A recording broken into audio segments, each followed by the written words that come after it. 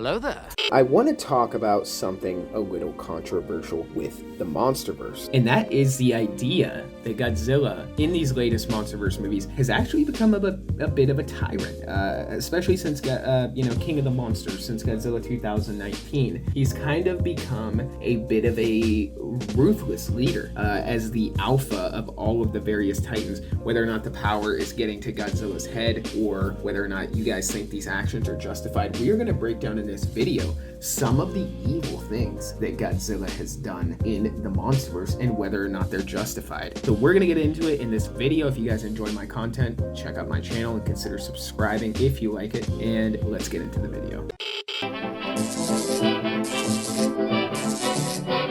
The Atomic Fair.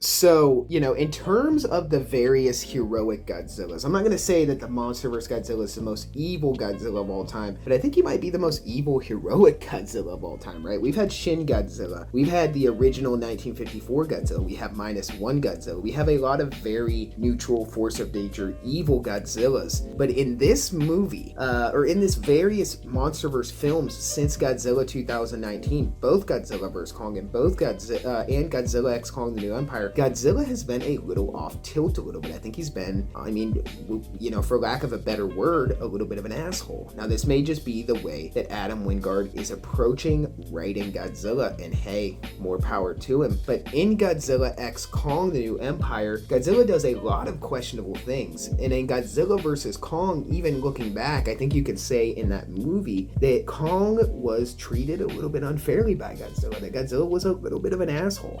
Even in that movie, you see Adam Wingard breaking down Godzilla in the final fight and even saying that Godzilla was almost toying with Kong up until the point that Kong hits him with the axe, at which point Godzilla gets pissed and starts to get very serious, which at the time I thought this stuff was really cool, and I still do. This is just me looking at it with a little bit of a critical lens, but I think it's fair to say that he was definitely a little bit unfair to Kong and maybe attacked him in ways that were unnecessary. I get that it was the thing that Godzilla had to do to establish his dominance and to show that he was the alpha titan. But then we move to Godzilla X Kong, and this is where, the problems really start to arise, because even in the beginning of that movie, from the beginning, Godzilla's irritable. He's swatting at helicopters and things like that.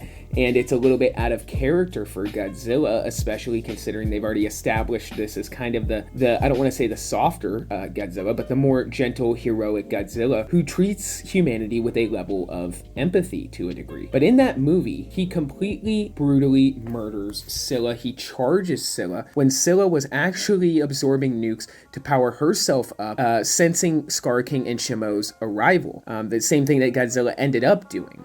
Now, we know that she was also heating up the planet not to destroy it, but to save it from Shimo's ice age. So she was innocent and essentially executed by Godzilla as, a casualty of what he had to do, which was to remain the Alpha Titan and power up in order to take on Shimo himself. But then he goes and he also murders Tiamat, who also we now find out has, a child or an offspring Titan named Lahamu, who I explored in a recent video as well. So we're kind of finding out here that Godzilla has been doing some questionable things under the guise of Adam Wingard in the way that he's deciding to take the character. And I just think that when I think about this stuff sometimes, I think that Godzilla is a little bit of an asshole in these situations. I think that he did some things that were a little unnecessary, and I guess it would be much like real life and some of the catastrophes that have happened in the world where people would say, hey, was this a necessary thing to do in a time of war? Which is what Godzilla was doing. He was preparing for war. So was it necessary if he had to power up to go get that energy from Tiamat, but then also to kill Scylla so that Scylla does not absorb nuclear radiation and I guess maybe establish herself as some sort of alpha? Now, we also know that Godzilla attacked Scylla in Rome because she was threatening the humans, essentially. She refused to back down and started a fight with him, and Godzilla killed her as a result of her defiance to ensure that she couldn't bring any more harm to humans. humans, but I'm not sure that this accurately justifies it in my eyes, considering that we're finding out that Scylla was attempting to power up in order to be able to also take on Shimo and Scar King and preparing for the potential coming fight. So comment down below. Let me know what you guys think about this kind of stuff, because it's a little bit of a controversial discussion. And no matter what, at the end of the day, Monsterverse Godzilla is one of my favorite Godzilla renditions to ever cross the screen, and is now definitely, if not the most iconic, one of the most iconic Godzilla designs of all time. The legendary Monsterverse Godzilla has done so much for Godzilla's character in the last decade, it's almost unreal. And of course, you can give a lot of that credit to Toho as well with what they did with Godzilla -1 and just all of the positivity around Godzilla's character in general. But lately, the way Adam Wingard has been writing Godzilla in these past couple movies, I think he's made some decisions that kind of paint him as like a grumpy old alpha titan and a little bit of an asshole and a little bit of a dictator. But all that being said, the more I've thought about Adam Wingard, I haven't been the biggest fan of him as a director in these latest Monsterverse films and some of the decisions that he's made, so I'm very excited to see how Grant Sputor will interpret Godzilla's character. So comment down below, guys. Let me know what you think about all this stuff, and for this video, that's all I got. So until the next one, be safe and stay well.